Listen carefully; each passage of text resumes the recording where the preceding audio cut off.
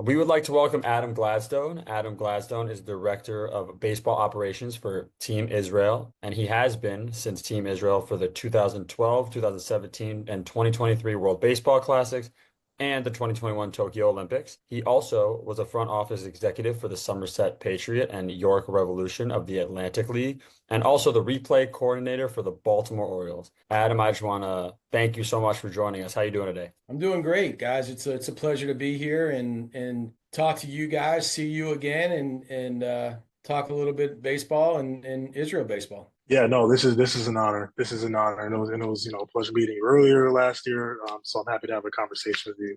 We're excited. Just kind of want to jump into it. Can you Sure. just kind of tell us what goes into being the chief operating officer of Team Israel Baseball? Kind of like the day-to-day work, what you're looking at, things that you're trying to achieve throughout a weekly, monthly basis. Sure.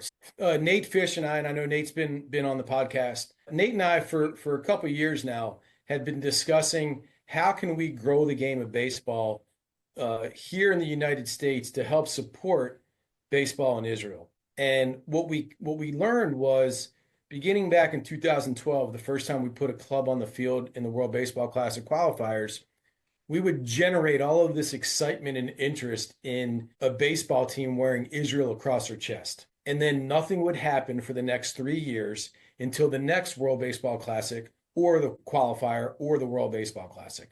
And we went through that cycle 3 times. And it finally got to a point where, like, if we're not going to do something about this, we got to stop talking about it. And really, Nate has taken the lead on getting the partnership with our organization, Israel Baseball Americas, aligned with the Israel Association of Baseball. And we have built here in the United States a comparable, we're going to call it front office hierarchy that you would see in any major league organization. We have front office executives, we have scouting and player development, we have merchandise, we have marketing, we have camps and clinics. And everything that we do, a portion of our proceeds goes directly to Israel. So that's our macro version of what our organization looks like. And what Nate Fish and I do on a daily basis is really coordinate with all of our help and assistance of people that have worn our uniform, have been a part of our organization, who bring expertise within their own day-to-day jobs and help coordinate everybody's involvement in running this organization. That's awesome. And I think Israel Baseball America is just such a great initiative. I was actually, looking around the website and I saw that you're going to be managing the 2025 Baltimore Blue Sox. So can you just kind of dive into that and, Sure. explain to our listeners what that is? Absolutely. It's actually a really neat concept. So, as we've started this organization, Israel Baseball Americas, and we work with the World Baseball Classic team and the potential Olympic qualifying club. One of the neat things is you guys know about the Maccabi games. And the last 2 years, my son has been able to represent Baltimore in the Maccabi games, first in Fort Lauderdale, 2 years ago, this year or the past year in Houston. And what happened was when the tournament in late summer ended, a nucleus of those players got together and said, hey, why can't we have a summer team that plays together throughout the summer as opposed to just a 4-day tournament in the end of August? And Fish and I looked at that, and we had started to receive a lot of interest from around the United States of teams that wanted to come under the Israel baseball heading. And we made a concerted effort, as much as we can plaster Israel across our chest internationally and in the WBC and the Olympics. We didn't think it was appropriate to put Israel across our chest for kids playing here in the United States, unfortunately, with the way that the world is right now. So the kids got together and we got together and we came up with the name Blue Sox. So this year, the first Blue Sox team, an 18 under team, will play a 24 game season plus 2 tournaments in the Mid-Atlantic area. And it will receive all of the resources that our World Baseball Classic team or Olympic teams will also receive. What does that mean? We have a robust scouting and player development program. We have the ability to utilize our relationship with Wilson and Evo Shield to outfit these players so they look very similar to what the upcoming World Baseball Classic and the Olympic clubs will potentially look like. Equipment partners. Look, what do kids want these days? They want to look the part, right? They want to wear the swag. And we've got some great partners on board with like I said, Wilson, based out of Chicago, Evo Shield, Nakona, and Tall Order Socks, which is a sock company that Aaron Judge is a part owner of. And we have a great working relationship with the owner, Lisa Friedman, who we met at the winter meetings, who said, "Hey, I want to be a part of what you guys are doing." So that's really what the Blue Sox is about. It's our first team that we're going to put on the field, and it's going to be a prototype for other clubs that can be play under the Israel baseball heading throughout the United States. That's so cool. And I think you answered my next question, which was, are you planning to expand? And, I guess my follow-up question to that is, so is it just around the Baltimore area, or are you guys traveling to like Perfect Game, PBR, like these big brand name tournaments? This is the first year that since we're doing this, we concentrated just on the Baltimore and the Mid-Atlantic area. And it's a great opportunity for the nucleus of these guys to go from this team to when it ends in mid-July to 2 weeks later representing Baltimore for this year in the next Maccabi games, which will be in Pittsburgh. And the really neat thing about us going to Pittsburgh is the Pirates are in town. And one of the things we do is we have great working relationships with guys, like I've said, that have worn our uniform before. So I've already been in contact with Spencer Horowitz, who's agreed to come out and see everybody, and Jeremy Blyce, who's pitched for our WBC and our Olympic clubs, who's the director of pitching coordination for the Pittsburgh Pirates. So any city that we go into, we try to tap into our existing relationships. I want to circle back on something that you said earlier, just, in terms of going back to the youth teams and, deciding to not put Israel on the chest, which I think is very understandable. With everything going on in the world right now, revolved around Judaism, revolved around Israel, what kind of challenges have you run into, or if you've run into any? Is the strategy kind of different in terms of trying to reach people? Maybe when it comes to recruiting, is there anything different that you have to do because of the unfortunate climate that's going on? It's a great question, but the truth is, if we have to sell somebody on being a part of our organization, it's like when I was running minor league teams in the Atlantic League. If the opportunity that we're presenting to you does not resonate, you're not the right person for us. So one of the neat things, and it was really exciting for us, and you guys may or may not know this, but last August, we came to Chicago and we did a 4-hour camp with myself, Ryan LaVarnway, Mitch Glasser, Barry Weinberg, and Ken Stolman. And it was the first time the parents came up to us and said it was the first time that their kids felt comfortable wearing something out in public that said Israel baseball on the front of their t-shirts.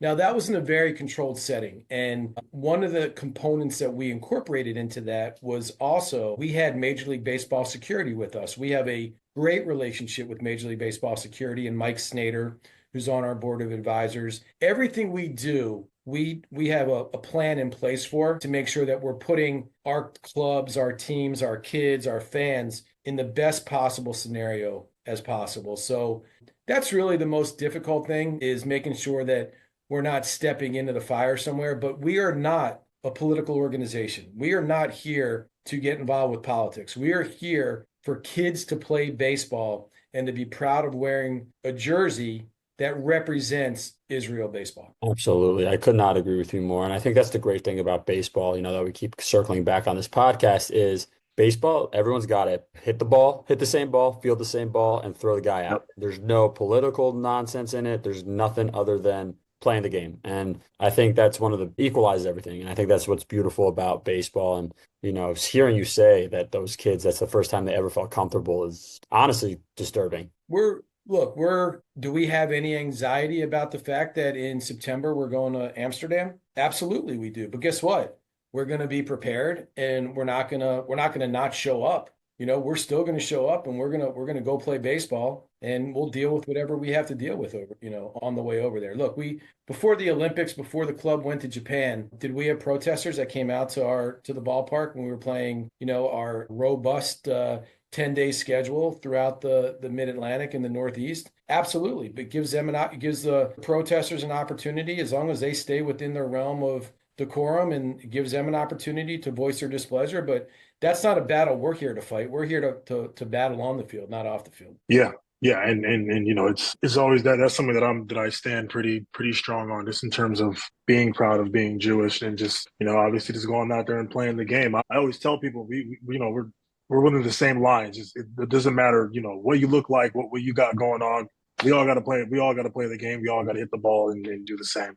Yeah, no, So I think, listen, it's so interesting to watch the game of baseball evolve with a yeah, sprinkling of people that could represent our organization or do represent our organizations. We talked about before we went on air about, being at the ballpark yesterday in Baltimore with the Red Sox in town. And, I'm looking down and I look on the field and I see Dean Kramer and I see Alex Bregman and I see the GM of the Red Sox and Craig Breslow, who pitched for us in 2017.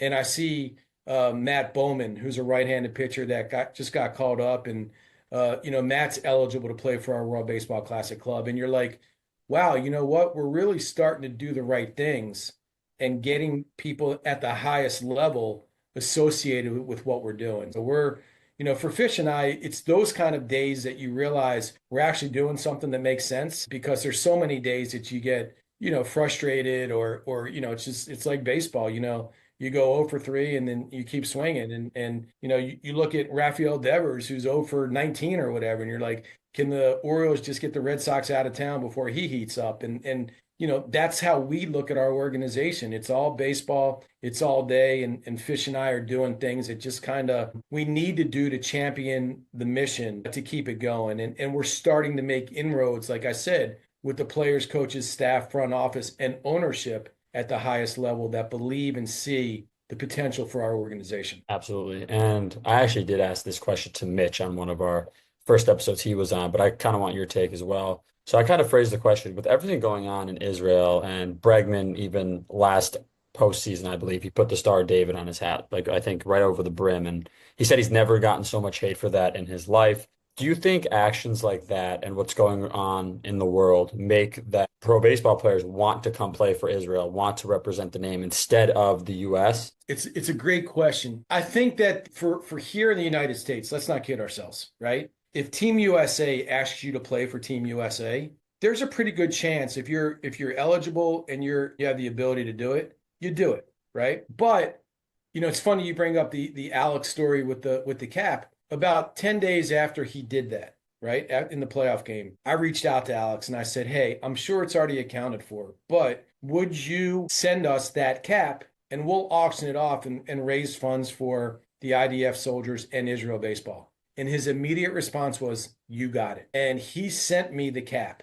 and we auctioned it off a couple months ago. And that goes to show you, and I met with Alex here in Baltimore with him and his team, Tyler Stroud, last August. And I laid out strategically some of our literature about Israel baseball and the World Baseball Classic. And our hope is that Alex is going to commit to playing for us. And if we can get an Alex Bregman to commit for us with his professional intensity and the relationship he has with other guys, it's going to open up the door and make other guys realize it's okay to play for us. We all of us have a chip on our shoulder, right? It's what we were brought up with. We have to overcome some things that normal people don't have to, and that's okay. So, like I said, for Alex to hopefully get on board, he's an added bonus to what's already a pretty good nucleus, because you have guys like Dean Kramer, who's already been a part of 2 WBC clubs. You've got Spencer Horowitz, you got Zach Geloff, you've got Matt Mervis, you got the guys like Kevin Pillar and Harrison Bader and Jock Peterson, guys that we have lines of communication with. And, look, what did Ian Kinsler do the same time that Alex put that cap on?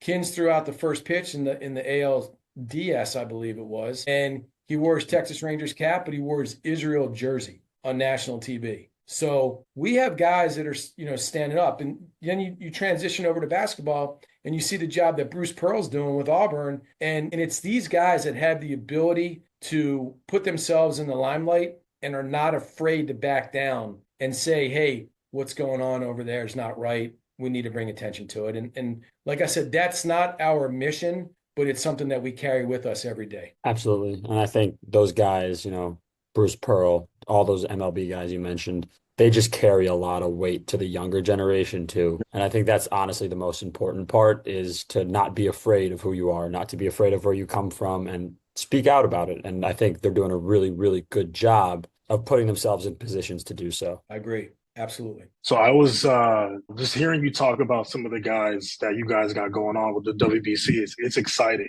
I was going to I say, you think, got a little excited once I started naming those names, right? yeah, I mean, this is what I live for.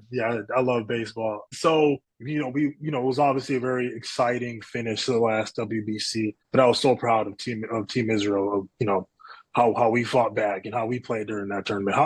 How confident are you going into this next BBC? Because we know that these other teams are loading up pretty well, but I'm looking at what we got.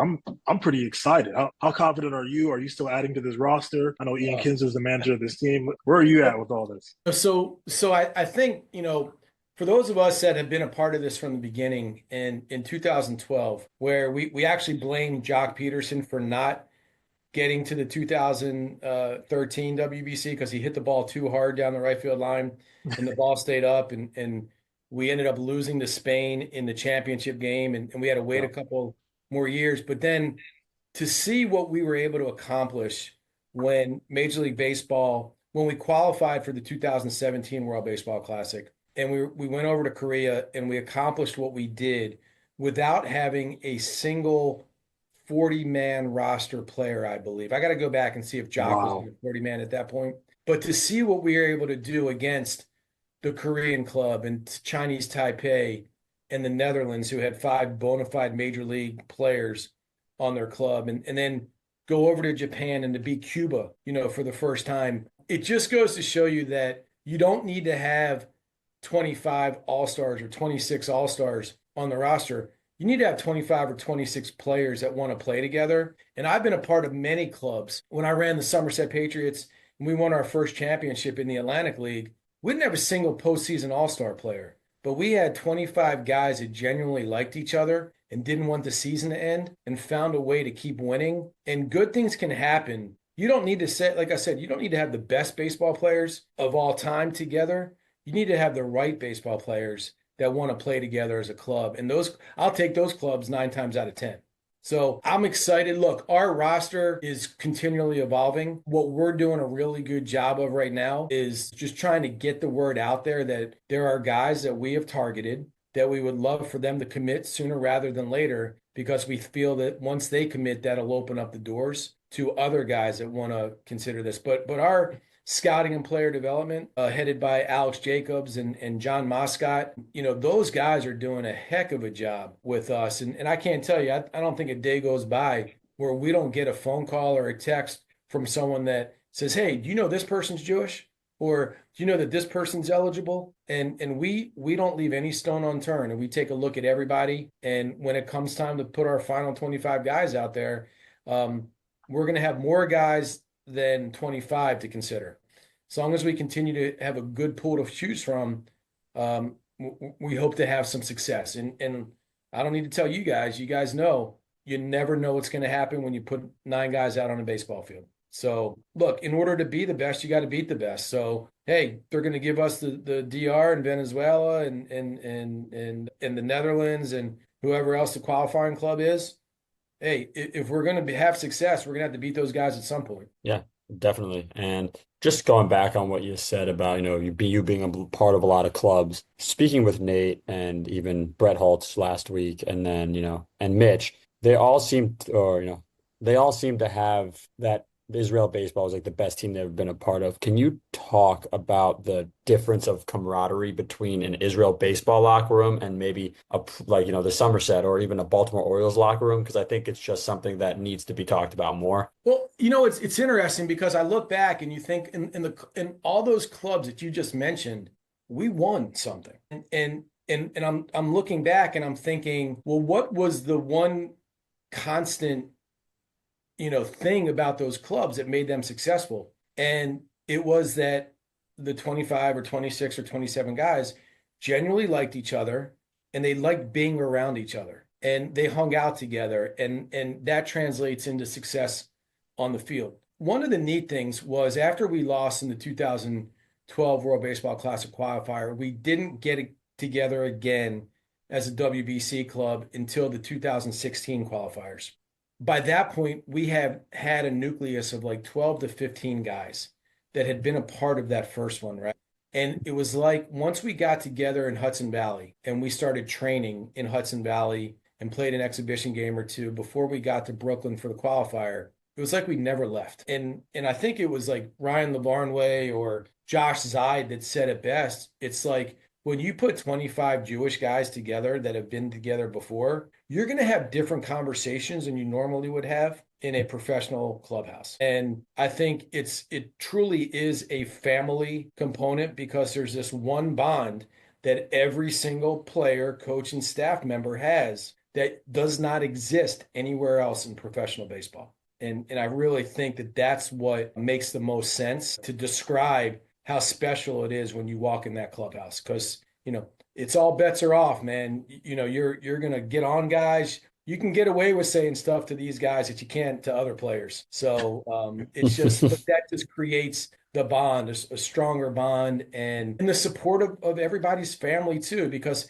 as proud as these players are to wear a jersey, their families are just as proud of them representing what they're representing. I couldn't even imagine the jitters and like the excitement around that locker room. I mean, that's just incredible. And I just want to switch gears for 1 minute because I know you know what's coming, but I want you to tell the listeners a story about Derek Jeter's last game when you were with the Orioles. So I was lucky enough to be hired by Buck Showalter and team when Major League Baseball created expanded replay. And Nick Markakis went to Buck before the season started and said, "Hey, if we're bringing someone in, I've got someone for you to consider. I don't know if he can do the job or not, but he's someone you should look at." And I could not have asked for a better situation. Growing up in Baltimore, being involved in professional baseball, getting my start as a professional umpire, and being able to bring all of that active experience to the table to help a club that I had watched since I was a kid. And we obviously in 2014 had a pretty good year and made it to the ALCS. But I'll never forget, there were some events that happened that year, but the one that I knew that the guys actually liked me and wanted me to be around was late in the year when we had a road trip and we went to New York and they were going to Toronto. And our last game in New York was Derek Jeter's last game in Yankee Stadium. And we were flying to Toronto after the game. And, when I went back to my locker, all of us in staff would travel in a suit. And I love that. That was Buck's rule. Like, if you're going to travel as a staff member, you're not a player, you're going to travel in a suit. And when I went back, my suit was gone.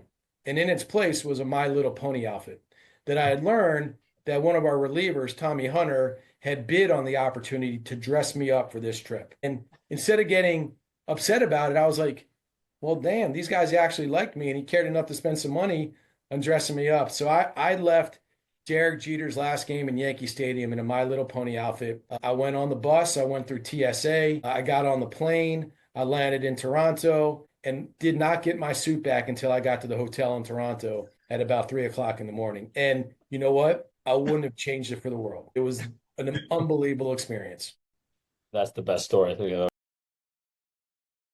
There's pictures awesome. out there. I will tell you, I won't give them to you, but there's pictures out there that Robaldo Jimenez posted. So if you can find them, more power to you. But I try to forget it, but it was awesome because it wasn't just me. There were some other guys that were also dressed up that day, like Caleb Joseph and Jonathan Scope. And I think I actually got the better part of the deal compared to what some of those other guys had to get dressed up as. Oh my gosh, that's amazing. Mr. Adam Gladstone, once again, thank you so much for being here. We really appreciate your time. And, maybe closer to the WBC, we could check back in and have another conversation to talk about where you're at. We truly appreciate everything you do for Team Israel Baseball and everything you do for the community.